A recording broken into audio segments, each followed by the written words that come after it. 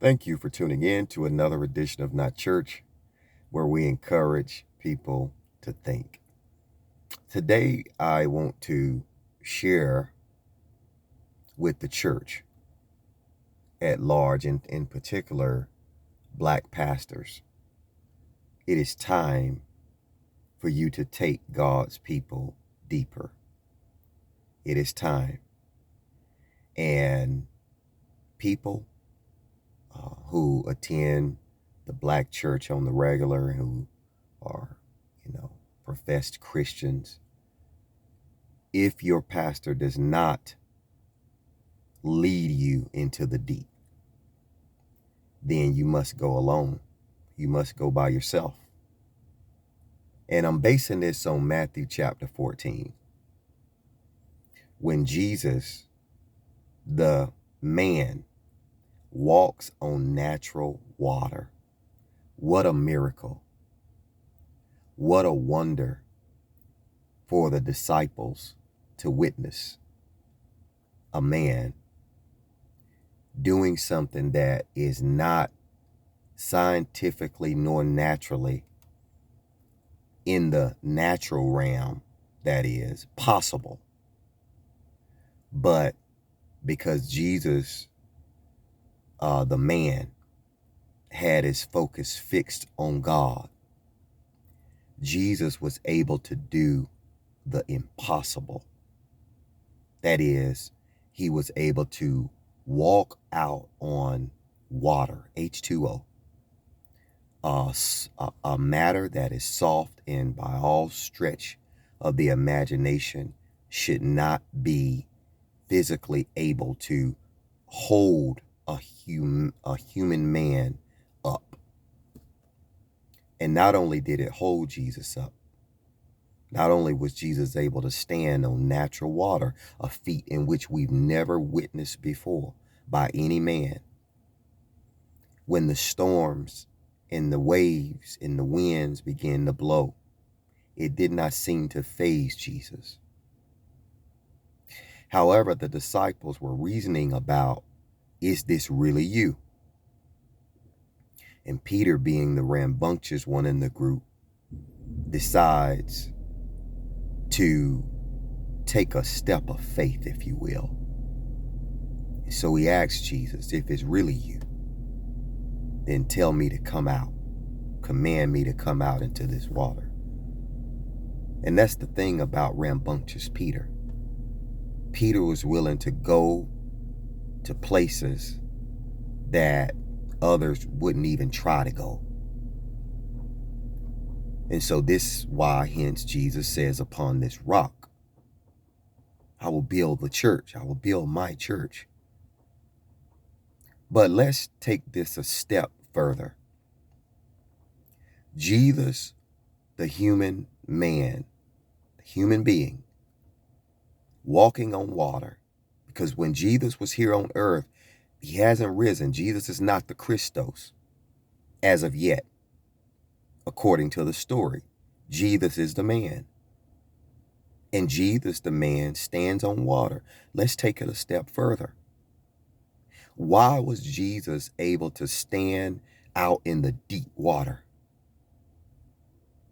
Why was Jesus able to stand out there, something that is impossible to do? Well, the reason why Jesus was able to do this is because he had his eyes fixed on his Father.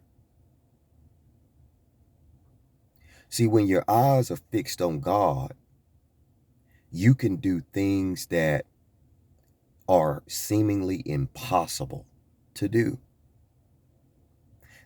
This, I am convinced, was the message that Jesus was conveying to not just Peter, but all of the disciples. That there comes times in life, right, that you have to be willing to launch out into the deep and go places that other people will not go. And then, as a leader, pastors, you have to be willing to take steps that others don't take, just being a leader. You are supposed to have enough courage, right, to initiate these types of leadership mechanisms, if you will, in not just yourself, but into your flock. Because we know right now we can't continue to do business as usual, because business as usual is not working.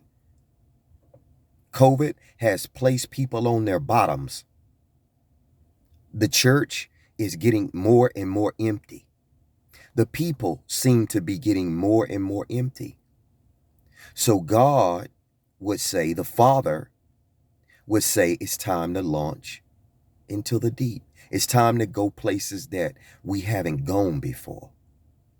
You see, the whole thing about Jesus walking on water, it wasn't so much for the disciples to, oh, this is you and you're walking on water, so Jesus, I'm going to worship you. Jesus's main point was to lead his people to the Father. Jesus did not want your attention. Jesus wanted your attention on the Father. Well, in order to say what the Father is saying,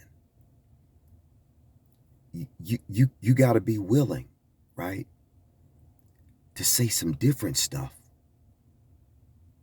You got to be willing to do what Jesus did.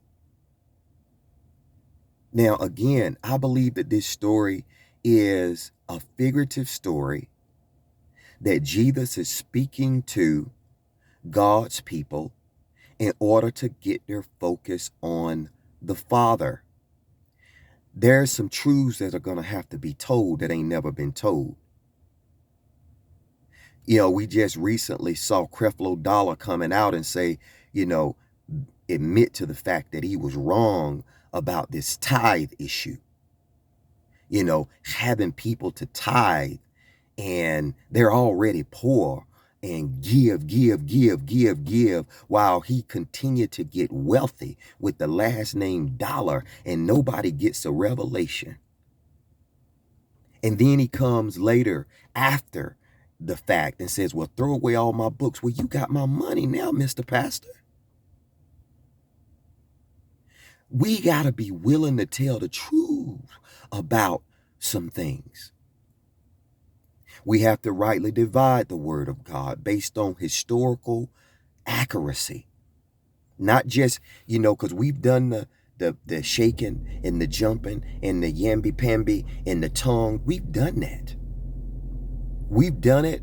Now the Christian black church have done it for 200 years. 200 years. And as a people, we have to get a revelation that in order to go higher in God, in order to have self-respect, in order to challenge other people within our own diaspora to come up to another level, we have to start being honest about some things.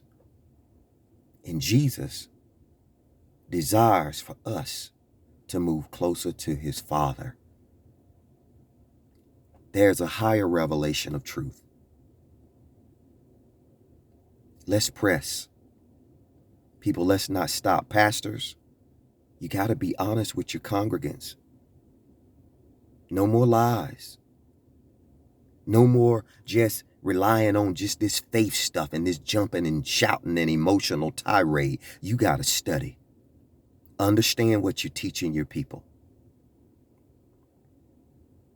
Jesus is bidding us to launch out into the deep. Thank you for tuning in to this session of Not Church. And remember, like, comment, subscribe. It is okay to think. Till we meet again. Peace.